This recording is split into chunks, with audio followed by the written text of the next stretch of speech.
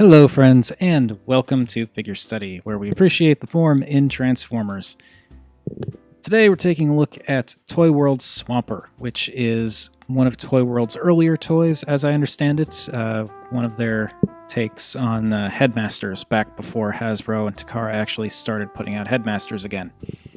This is, of course, based on Skull Smasher or Skull Cruncher, however you want to look at it, and I actually am super into this toy, honestly.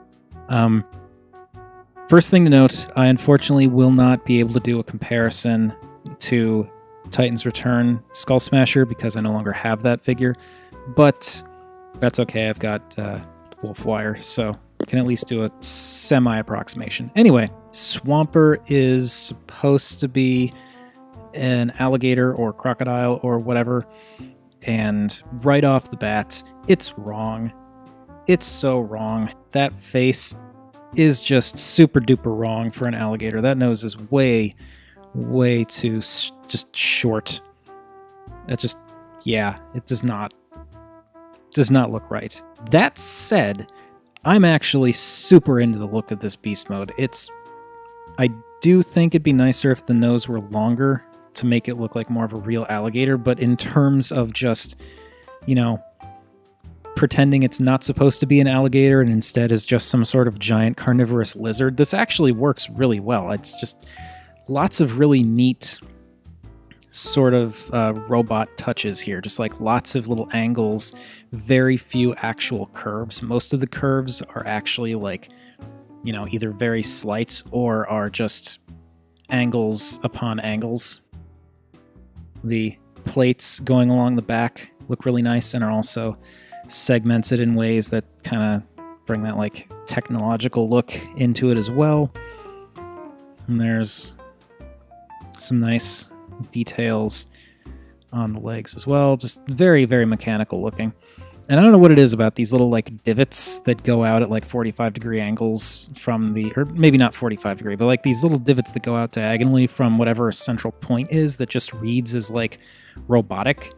It's a design element I see on a lot of like, anime style robots and Gundams and stuff like that. And I don't know why it works as well as it does, but it totally works.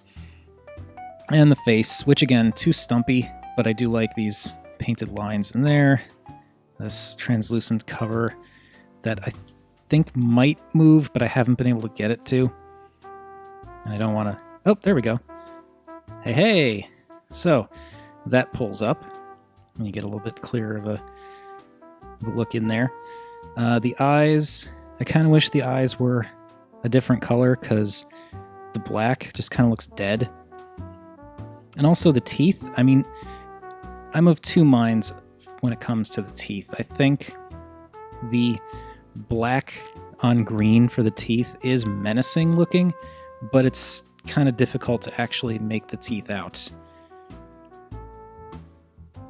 So I just feel like, I don't know, maybe if those were like a grayish color, it'd stand out more. But then if they stood out more, you'd realize he has no teeth in the front. All the teeth are just going along the sides. But oh well. He has a little double-barreled tongue blaster, which is cool. So yeah. Some neat textural work on there in terms of the overall shape. It's, not an alligator, but it's still an imposing lizard. Color-wise, he's meant to evoke Skull Smasher or Skull Cruncher. It's got the pink backside, pink little stubby legs. In this case, a pink belly. And then green. The shades are definitely different, though. This pink is kind of more of a purplish color than really pink. And this green definitely is a bit more bluish. But, it works. It's decently posable for what it is, with the legs able to, move like this and swivel and whatever. But yeah, I do like this guy. I kind of wish you could turn the head from side to side. You can pop this out and you can kind of swivel the head, which makes me wonder why they had it lock in there if it was designed to swivel like this. But You can get a little expressive with it, but I do kind of wish that this actually could turn. But anyway, that's fine. And lastly, we have his headmaster, who's basically just a tiny version of his robot mode, which is fine. Surprisingly posable for what it is. Like, they even have like a ball joint there. So you can get surprisingly surprisingly expressive with this little dude. Yeah.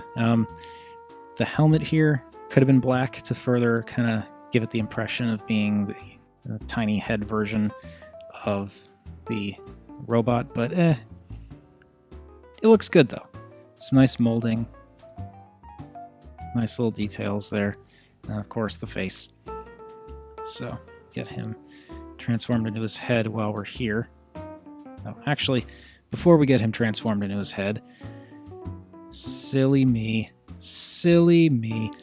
I actually wanted to do a quick size comparison. So here we've got the Toyworld Headmaster and a Titan's Return Headmaster, or a Titan Master. So yeah, definitely a size and paint and articulation difference there. So now we'll just transform him real quick. So just get the arms down, spin the legs at the knee, and then sort of peg those. Sort of kind of peg the heels together, and then spin that all up. And then we have a head, which we'll look at more when he is a robot. Now let's do the last of the size comparison. So there we've got Swamper, and here we've got Titan's Return Wolfwire. And you can see how much bigger Swamper is. He's a pretty large fellow. And we'll put Samus between them so you can kind of see there too. Okay, come here, you. That over there, and just give you kind of a different angle on it. Okay. So yeah, honestly, like I said, Beast Mode I think is actually pretty solid. It's just the nose not being very long. That's really the only problem, like the only significant thing that bugs me about this guy. Like, yeah, I can nitpick little things here and there, but overall, I think it's actually pretty nice. Like, it's this very stocky lizard body that, I guess, if you want to argue, the body is really thick and the legs are really tiny and scrawny by comparison, but it still works well for me. I like it. Anyway, let's transform this guy.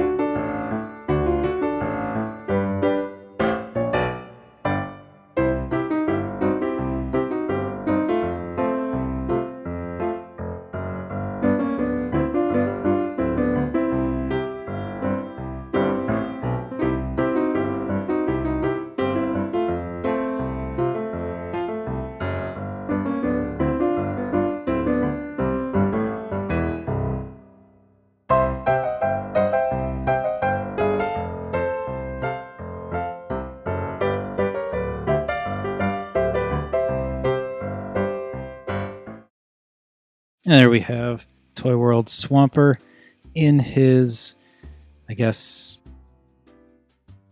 default robot mode, because he actually does have a sort of G1 version where basically you flip this around, you rotate the waist, rotate the head, pop these off,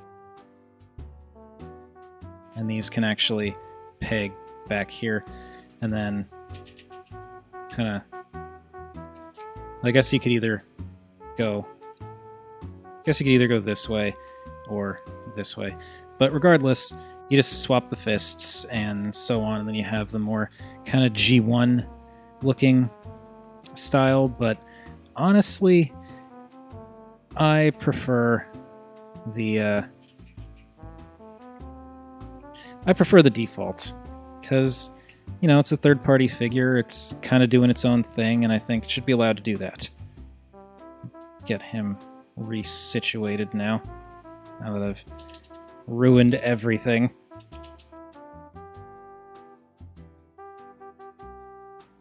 And should peg these back on too, because those are going to come in handy later.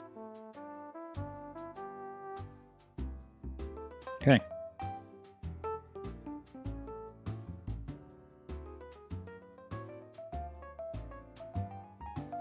So yeah, Swampert is actually very cool. I actually enjoy his transformation quite a bit. The only real sticking point is these shoulders have a really solid kind of locking click, so it's like I worry that I'm going to break it every time I try and separate them out and put them back in.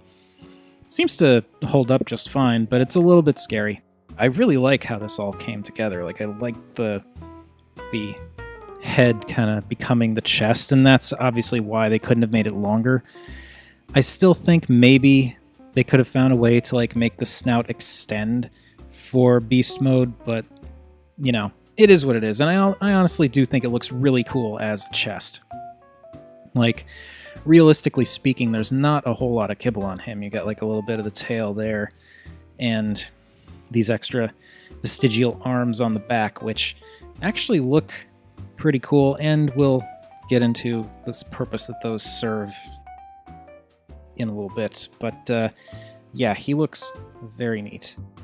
And I mean, I never owned the G1 Headmaster, so let me raise this up a little bit more. So I don't know how accurate to the G1 Headmaster this is. I'm only going based off of what I can recall from Skull Smasher, but you know, he's got the colors in the right places. Pink for the forearms, pink for the legs. In this case, green feet, and then the white pants, green for the torso and shoulders. It all works well. And here, it's like pretty much all of this is the detail that you see in the beast mode, except like the waist here and like these little details on the forearms, and I guess the insides of the shoulders, the chest, because like, yeah, that's the sides of the chest, because that's covered too. But yeah, that's mostly what you see in beast mode, and it looks good. I actually really do like this. There's not a ton of painted detail on him, but there's enough for it to count. Like, all of these spines break up the pink in the legs. You've got the gray bits for the feet, and I love how the legs transform into the feet. That's just a really cool trick. There's a little bit of gray painted on the hips there that add a little bit more detail and color, and there's these kind of gold coppery kind of rivets that are painted here. And now I know you can, like, if you wanted to, you could totally rotate the arm this way and rotate the fist, and then you could like do this instead, and that gives you a little bit more freedom when it comes to bending the elbows. But the thing is, I think this looks better because of that little gold rivet detail, and you don't see quite as much of the joint. I mean, it's, you know, whatever you prefer. I like the fact that there's that level of kind of do what you want with the toy, but personally I prefer this. I will say, though, one disappointing thing about this is the bicep swivel. It works great here, but when you try and bend it while the arm is up, it does not work. You can't even do like a halfway and push it up, because it just, like, you can see it just kind of bangs against this. I really wish that this cut was a little bit lower, or that this didn't come down quite as far, because it really hinders the posing. Like, you could basically just do that. Like, you have to basically use the shoulder movement to make up for it, which is disappointing, but it doesn't ruin the toy for me. It just, it just would be nice.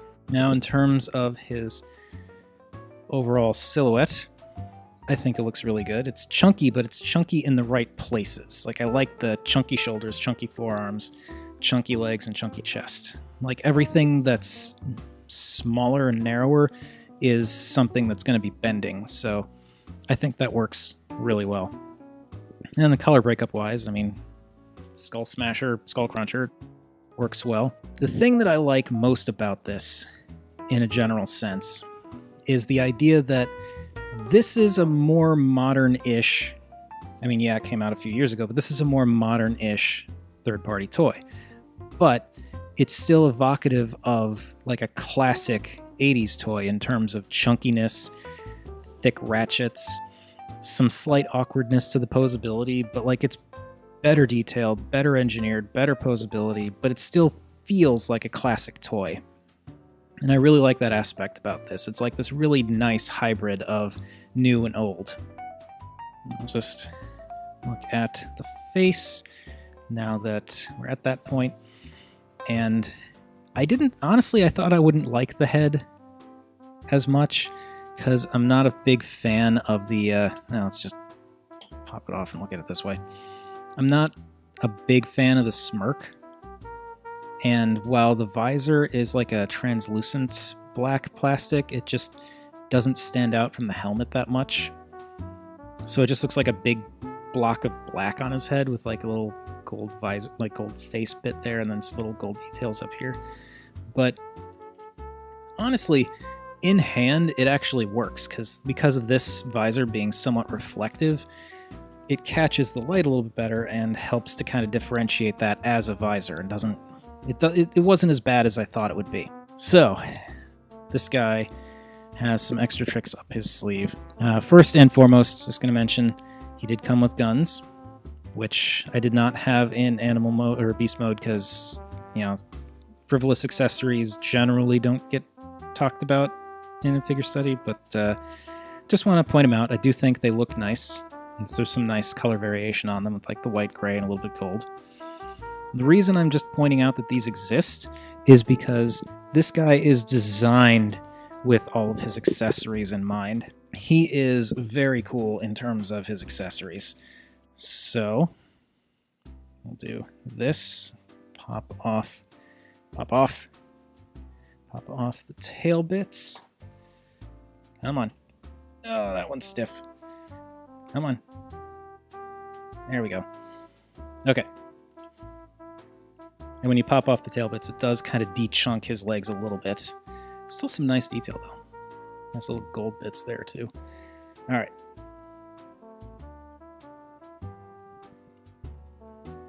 So, he's been detailed. Detailed. So, these can fold out to make swords, which are cool. They are definitely cool.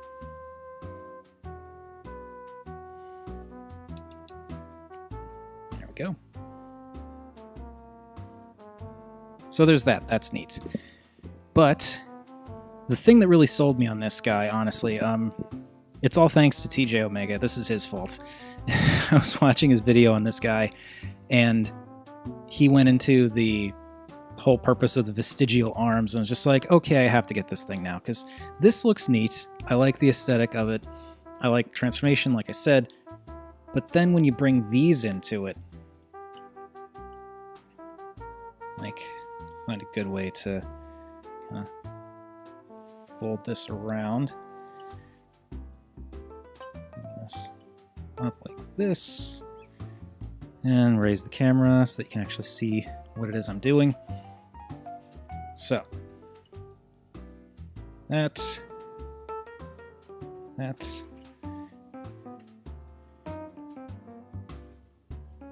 raise everything up. Okay, so now I've got the arms up like that. Now, I'll show on one of these, can pop the tail piece apart. And this is a little tricky, so I just use the tip of this, and probably need to find a better way to do it because this might wear down over time doing that. But flip that out, and you get a nasty-looking serrated blade. Plug that back in. And then this, there's a little thing there. Peg that in and swing it down.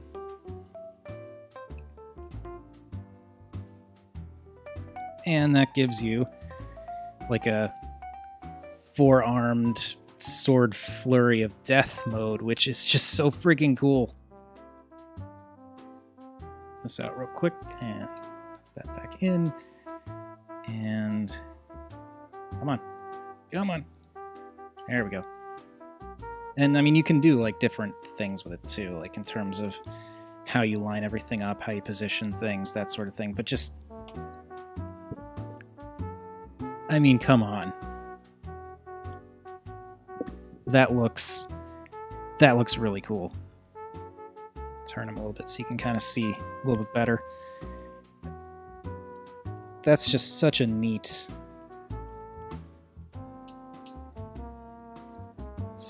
little thing. And you can have, like, you know, guns in his hands, guns up here. I've messed around with the idea of having the guns up here and then doing like a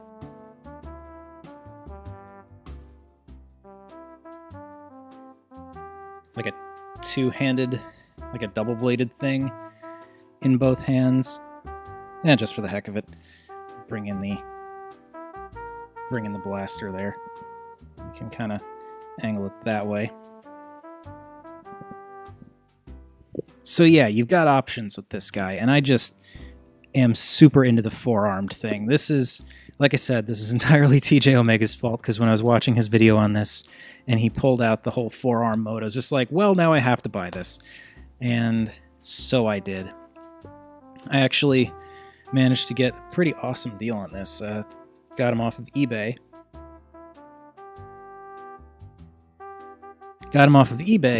With their Toyworld's version of Brainstorm.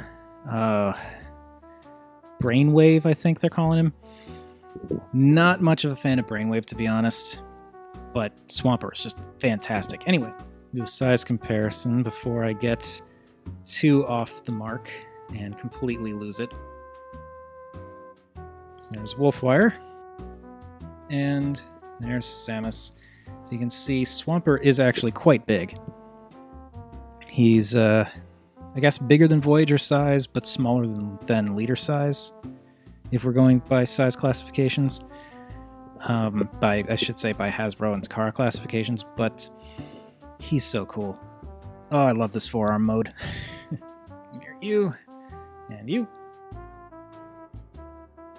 So yeah, that is it, I think.